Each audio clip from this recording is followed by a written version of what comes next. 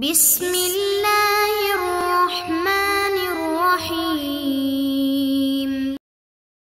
اعوذ باللہ من الشیطان الرجیم۔ بسم اللہ الرحمن الرحیم۔ عزیز طلباء کرام، السلام علیکم ورحمۃ اللہ وبرکاتہ۔ امید ہے آپ سب خیر و عافیت سے ہوں گے۔ جواہر البلاغہ حصہ اول سبق نمبر 58، باب سوم مسند الیہ کے حالات کے بارے میں ہے۔ بحث اول مسند الیہ کے ذکر کے بارے میں تھی کہ جو گزر گئی۔ بحث دوم مسند الیہ کے حذف کے بارے میں ہے۔ کل مسند الیہ کے حذف کے بارے میں کافی ساری چیزیں ہم پڑھ چکے تھے۔ وہ مرجحات کہ جن کی بنا پر جملے میں سے، کلام میں سے مسند الیہ کو حذف کیا جاتا ہے، یہاں پر اس کتاب میں تقریباً 10 تک گنے گئے ہیں، درج کیے گئے ہیں۔ ان میں سے 4 کل ہو چکے تھے اور باقی انشاءاللہ آج پڑھیں گے۔ کوئی مشکل نہیں ہے، خلاصے کی ضرورت نہیں ہے، فقط کل جو 6 مرجحات رہ گئے تھے انہی کا بیان ہے۔ عبارت کے ساتھ ساتھ ہر ایک مرجح کو پڑھیں گے اور تطبیق کریں گے۔ 5واں مرجح کہ جہاں پر جب کلام میں قرینہ ہو مسند الیہ کی حذف کو ترجیح دی جاتی ہے، ان میں سے 5واں مقام، 5واں مرجح وہ ہے اختبار تنبہ السامع له عند القرینۃ او مقدار تنبہہ، نحو نعم الزعیم تقول ذلك اذا سبق لك ذکر السعد وطال عہد السامع به۔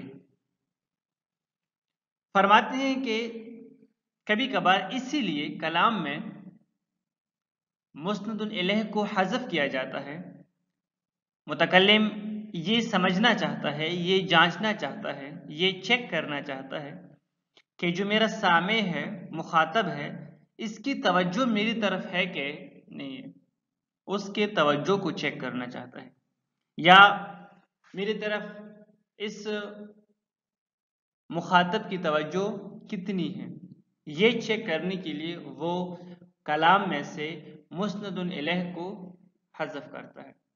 کلام میں قرینہ موجود ہوتا ہے جو کہ مسند الیہ پر دلالت کر رہا ہوتا ہے، لیکن چند قرائن سے، حالات سے متکلم سمجھ رہا ہوتا ہے کہ شاید مخاطب کی توجہ میری طرف نہیں ہے یا ہے تو کم ہے۔ اب یہ چیک کرنے کے لیے وہ مسند الیہ کو حذف کر کے اس کی توجہ، اس کو اپنی طرف متوجہ کرنا چاہتا ہے اور اس کی توجہ کو جانچنا چاہتا ہے۔ مثلا سعد کے بارے میں کچھ وقت پہلے ذکر ہو گئی، بعد میں کچھ اور گفتگو ہوئی، اس کے بعد پھر متکلم نے کہا کہ نعم الزعیم، وہ تو بہترین لیڈر ہے، قائد ہے مثلا سعد۔ اب اس نے خود مسند الیہ کو حذف کیا، فقط نعم الزعیم کہا۔ جو کلام میں مسند الیہ تھا سعد، اس کو حذف یا لے کر نہیں آیا، کیوں؟ تاکہ یہ سمجھے کہ جو میرا سامع ہے یہ میری طرف متوجہ ہے کہ نہیں ہے۔ چھٹا مقام جہاں پر مسند الیہ کو حذف کیا جاتا ہے، چھٹا مرجح وہ ہے ضیق المقام عن اطالۃ الکلام بسبب تضجر و توجع۔ کبھی کبھار ایسا ہوتا ہے، مقام ایسا ہوتا ہے یا حالت ایسی ہوتی ہے کہ اس حالت میں انسان طولانی کلام سے گریز کرتا ہے، طولانی کلام کرتا نہیں ہے۔ وہ مقام ایسا ہوتا ہے کہ جہاں پر یا تو مثلا کلام ہی مختصر ہونا چاہیے یا متکلم طولانی کلام کرتا نہیں ہے، وہ طولانی کلام والی جگہ نہیں ہے۔ مثلا ایک بندہ ہے، وہ پریشانی اور تنگی کی صورت میں ہے، تو جو بندہ پریشان ہوتا ہے، جس کا دل تنگ ہوتا ہے، تو وہ طولانی کلام کہاں کرتا ہے، وہ مختصر کلام کرتا ہے۔ بسبب تضجر و توجع، مثلا ایک بندہ ہے، تضجر یعنی پریشانی اور دل تنگی میں مبتلا ہے، تو ابھی یہ بندہ جو پریشان ہے، جس کا دل تنگ ہے، تو اس کی کوشش یہی ہوتی ہے کہ میں کلام جتنا ہو سکے مختصر کروں. جس طرح کہ شاعر کا شعر ہے، قال لی کیف انت قلت علیل سحر دائم وحزن طویل. اس نے مجھ سے کہا آپ کی طبیعت کیسی ہے؟ میں نے جواب دیا کہ بیمار ہوں، رات کو بیدار رہتا ہوں اور میری پریشانی طولانی ہے. اب یہاں پر ہم دیکھتے ہیں کہ قل تو قول ہے، قال سے ہے، قول سے ہے. اب اس کے لیے مقولہ ہونا چاہیے. یہاں پر شاعر فقط علیل لے کر آیا ہے، فقط مسند لے کر آیا ہے، مسند الیہ نہیں ہے. وہ کہاں پر ہے؟ وہ ہے انا. یہاں پر تطبیق کیا ہوا ہے، اے انا علیل. قل تو انا علیل. انا مسند الیہ ہے کہ جس کو حذف کیا گیا ہے، کیونکہ یہ کلام ایک تو خود ہی شعر ہے. شعر میں وزن شعری کی بنا پر بھی زیادہ طولانی شعر نہیں ہو سکتا، اور ساتھ ہی کہ یہ کلام ایسا ہے کہ جہاں پر گفتگو مختصر ہونا چاہیے. انا علیل ایک، پھر سحر لے کر آیا ہے اور اس کا بھی جو مسند الیہ ہے وہ حذف ہے.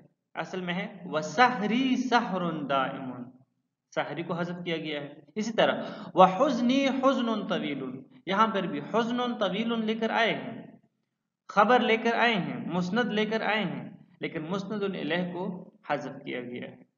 المحافظۃ علی وزن، کبھی کبھار وزن شعری کے بنا پر بھی مسند الیہ کو جملے میں سے حذف کیا جاتا ہے. لازم سی بات ہے کہ اشعار کا اپنے ایک وزن ہوتا ہے، اپنے ایک ترنم ہوتا ہے، اپنے ایک طریقہ کار ہے. اگر ہم ہر ایک چیز کو شعر میں لے کر آئیں گے ہر جگہ تو پھر وہ وزن خراب ہوگا. اس لیے مسند الیہ کو حذف کیا جاتا ہے. قوله علی اننی راض بان احمل الهوى واخلص منه لا علی ولا لیا، میں اس بات پر بھی راضی ہوں کہ میں عاشق رہوں اور اس پر بھی کہ عشق چھوڑ دوں، میرے لیے دونوں برابر ہے. میں عاشق رہوں یا عشق چھوڑ دوں، میرے لیے دونوں برابر ہے، کسی کو بھی کسی پر ترجیح نہیں ہے. اب یہاں پر ہم دیکھتے ہیں کہ لا علی شیء ولا لی شیء. علیہ خبر ہے اور شیء اس کا مسند الیہ ہے کہ جو اس کے بعد آیا ہوا ہے. اسی طرح لی خبر ہے اور شیء اس کا مبتدا ہے، مسند الیہ ہے کہ جو اس کے بعد آیا ہوا ہے. لیکن ان دونوں کو اوپر شعر میں حذف کیا گیا ہے. کیوں حذف کیا گیا ہے؟ اس لیے تاکہ وزن شعری جو ہے وہ برقرار رہے. مرجحات حذف میں سے 8واں یہ ہے کہ اشعار ان فی ترکہ تطہیرا لہ عن لسانک او تطہیرا للسانک عنہ. مثال الاول مقرر للشرائع وموضح للدلاعل يريد صاحب الشریعہ. ومثال الثاني قوله تعالى صم بكم عمي فهم لا يرجعون أي المنافقون. پہلے تطہیرن لہو اور تطہیرن عنہ کو سمجھیں. تطہیرن لہو کا مطلب یہ ہے کہ ایک بندہ ہے یا کوئی بھی چیز ہے، وہ بہت ہی بلند ہے، بہت ہی پاک ہے، بہت ہی عظمت والی ہے، اور آپ اس چیز کا ذکر، یعنی وہ اتنا پاک ہے، آپ سمجھتے ہیں کہ میں تو ایک گناہگار بندہ ہوں، ایک نجس بندہ ہوں، میری زبان تو ایک گندی زبان ہے، نامناسب زبان ہے. آخر یہ کیسے ہو سکتا ہے کہ میں اس عظیم چیز کا، اس عظیم بندے کا جو اتنا پاک ہے مثلا یا بلند مرتبے والا ہے، اس گندی زبان سے میں اس کا نام لے لوں. یعنی آپ چاہتے ہیں کہ آپ کے زبان کی گندگی سے وہ صاحب عظمت شخصیت یا وہ صاحب عظمت چیز گندہ نہ ہو. تطہیرن لہو ایک دفعہ یہ ہے. تطہیرن عنہ کا مطلب یہ ہے آپ یہ بتانا چاہتے ہیں کہ جس چیز کا آپ ذکر کر رہے ہیں وہ بہت گندی ہے، وہ بہت غلیظ ہے، آپ نہیں چاہتے کہ اس کا نام اپنی زبان پر لے کر آئیں، اپنی زبان کو اس کے نام کے ساتھ نجس کریں، گندا کریں، غلیظ کریں۔ مثلا اکثر لوگ ہوتے ہیں نا، وہ سور کا نام نہیں لیتے، کیوں؟ اس وجہ سے کہ سور بہت ہی بری چیز ہے، نامناسب ہے۔ خنزیر کا نام نہیں لیتے، کیوں نہیں لیتے؟ وہ یہ سمجھتے ہیں کہ یہ بہت ہی گندی چیز ہے، اس کے نام سے میرا زبان جو ہے وہ گندا ہو جائے گا۔ لہو اور انہو کا فرق یہ ہے۔ بعض دفعہ ہوتا ہے نا عربی میں دعا لہو اور دعا علیہ، یہ لہو اور علا سے اتنا فرق آ جاتا ہے۔ دعا لہو یعنی کسی کے لیے دعا کرنا، دعا علیہ یعنی کسی کے لیے بدعا کرنا، الٹ ہو جاتا ہے، مسئلہ الٹ ہو جاتا ہے۔ اس دن آیا تھا نا اقر لہو اور اقر علیہ۔ اقر علیہ یعنی اپنے خلاف گواہی دینا، اور اقر لہو یعنی اپنے حق میں گواہی دینا، الٹ معنی بن جاتا ہے۔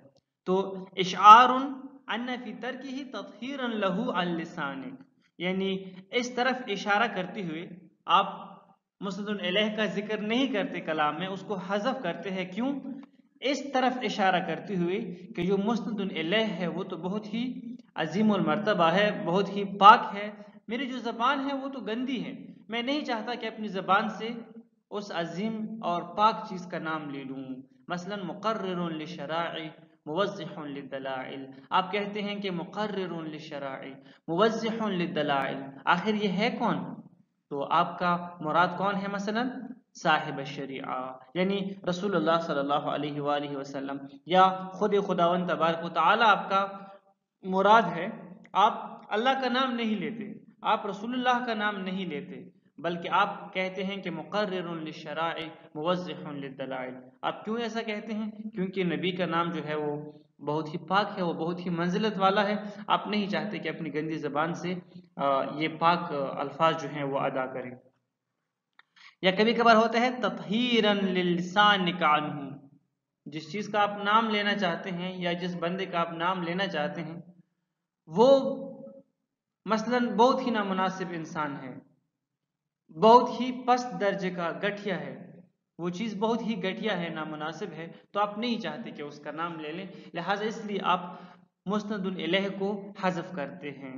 مثلا سم بکم عمی فہم لا یرجعون، سورۃ البقرہ آیت نمبر 18۔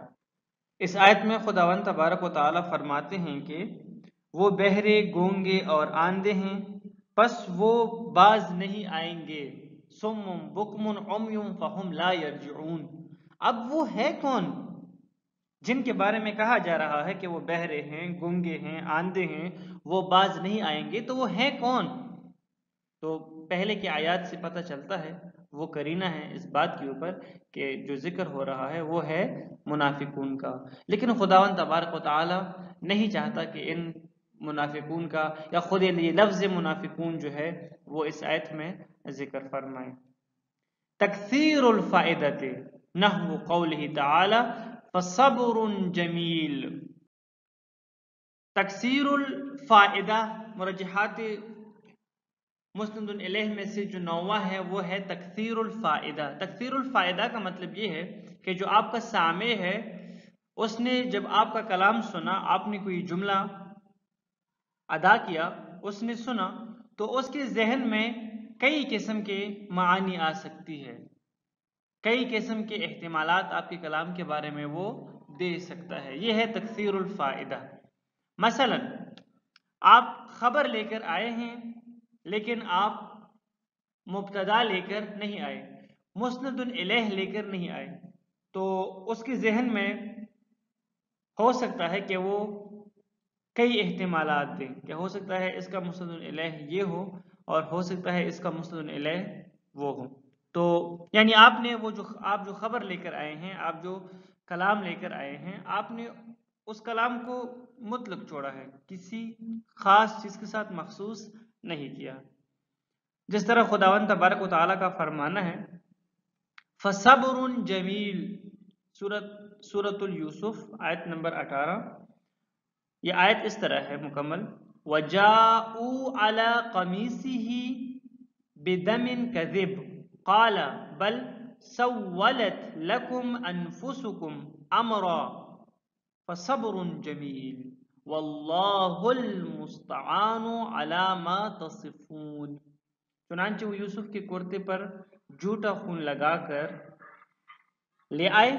یعقوب نے کہا نہیں، تم نے اپنے تئیں ایک بات بنائی ہے، پس میں بہت اچھے صبر کا مظاہرہ کروں گا.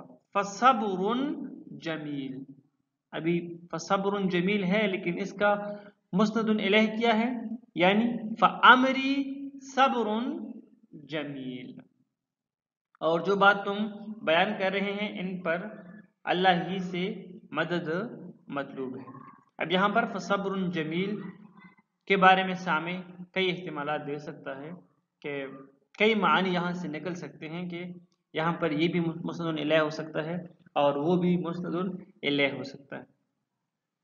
10 نمبر معنی مرجح، مرجحات حذف مسند الیہ میں سے یہ ہے کہ ادعاء کونہ معلوما نحو وہاب الالوف اے فلان.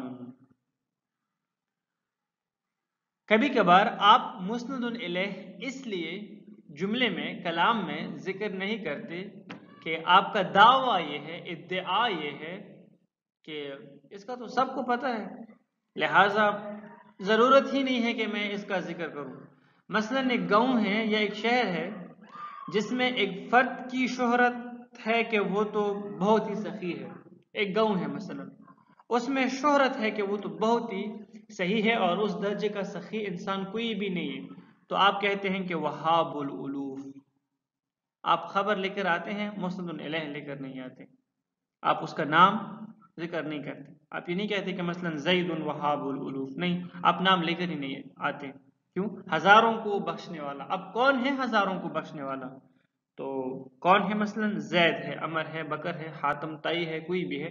آپ اس کا نام لے کر نہیں آتے. کیوں نہیں لے کر آتے؟ اس لیے لے کر نہیں آتے آپ یہ بتا رہے ہیں کہ اس کا تو سب کو پتہ ہے، اس کے نام کے ذکر کرنے کی ضرورت ہی نہیں.